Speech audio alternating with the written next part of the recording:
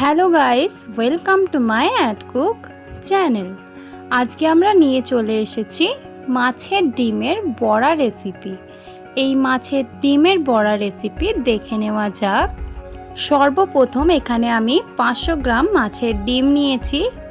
এই ডিমের মধ্যে এবার আমরা পরিমাণ মতো জল দিয়ে ভালোভাবে ধুয়ে নেব এবং এই যে ডিমের মধ্যে এই শিরা বা পর্দাগুলো থাকে, এই পর্দাগুলো কিন্তু ধুয়ে নেওয়ার পরে ফেলে দিতে হবে।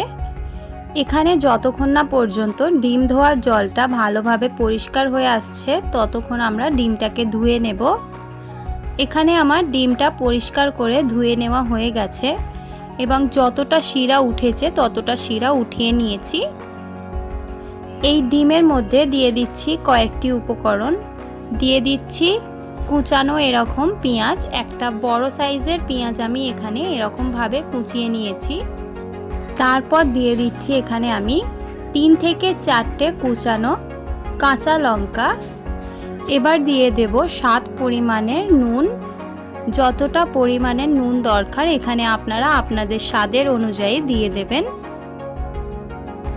তারপর দিয়ে দিচ্ছি 1 চা চামচ হলুদ গুঁড়ো।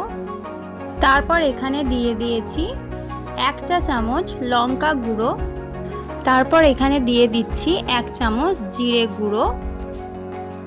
500 গ্রাম মাছের ডিমের জন্য এখানে 2 চা চামচ দিয়ে দিচ্ছি আদা এবং রসুনের পেস্ট। তারপর এখানে আমি দিয়ে দিচ্ছি 3 টেবিল চামচ সরষের তেল। এখানে আমি অল্প একটু চাট মশলা ইউজ করছি, প্রায় হাফ চা চামচ মতো। তারপর এই সব উপকরণগুলি দেওয়া হয়ে গেলে ভালোভাবে হাতের দ্বারা কচলে এটা মাখিয়ে নিতে হবে। এই সবগুলি উপকরণের মধ্যে আপনারা এখানে বেসনও ইউজ করতে পারেন যদি আপনাদের মনে হয় মাছের ডিমটা অনেকটাই জল টাইপের হয়ে আছে। এখানে আমার ভালোভাবে নাড়াচাড়া করে মাখিয়ে নিয়েছি দেখুন মাছের ডিমটা।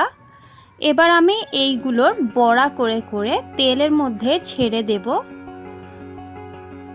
এখানে আমি চুলোতে প্যান বসিয়ে দিয়েছি এবং আমি এখানে পর্যাপ্ত পরিমাণে সরষের তেল দিয়ে দিচ্ছি।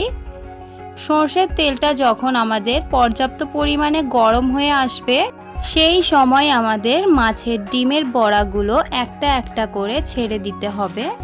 দেখুন এখানে আমার তেলটা গরম হয়ে এসেছে এবং আমি হাতের দ্বারাই এরকমভাবে দিয়ে দিচ্ছি। তেলের উপর যটা ধরবে তটা আমরা বড়া তেলের উপর ছেড়ে দেব।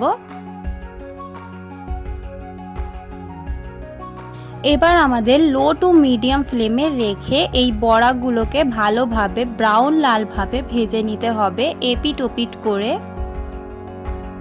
এখানে আমার মাছের বড়াটা কিন্তু এক পিঠটা হয়ে এসেছে, এবার আমি উলট পালট করে দিচ্ছি অপর পিঠটা হওয়ার জন্য। দেখুন এখানে আমার বড়াটা কিন্তু খুবই লাল ব্রাউন ভালো কালার চলে এসছে এবং সিদ্ধ হয়ে গেছে, ভাজা হয়ে গেছে। এবার আমি একটা একটা করে তুলে নিচ্ছি একটা যে কোনো পাত্রের মধ্যে। আপনারা যদি হাত দিয়ে ছাড়তে না পারেন আরেকটি পদ্ধতি আমি বলে দিচ্ছি।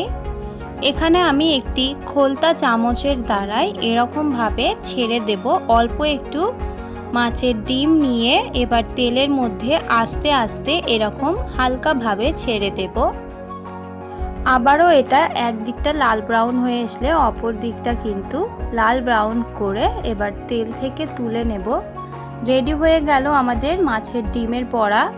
যদি আপনাদের এই ভিডিওটা ভালো লেগে থাকে তাহলে অবশ্যই লাইক শেয়ার অ্যান্ড সাবস্ক্রাইব করে দেবেন।